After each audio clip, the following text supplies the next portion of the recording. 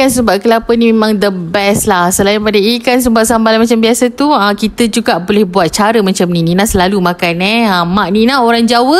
Jom kita buat ikan sumbat kelapa version Jawa yang semestinya kena ada satu bahan yang paling penting ni. Jom kita buat. Ini adalah bahan pentingnya, iaitu daun cekuk ataupun dalam bahasa Jawanya kencur.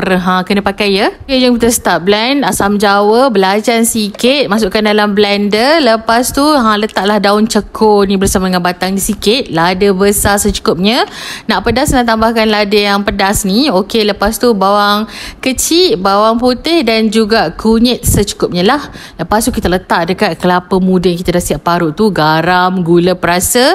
Lebih kurang macam tu. Warna tak cantik sangat. Nina taburkan sikit serbuk kunyit. Lepas tu Nina marinate dulu kita punya ikan ni. Penting letak garam dulu luar dan dalam. Lepas tu barulah kita start sumbat.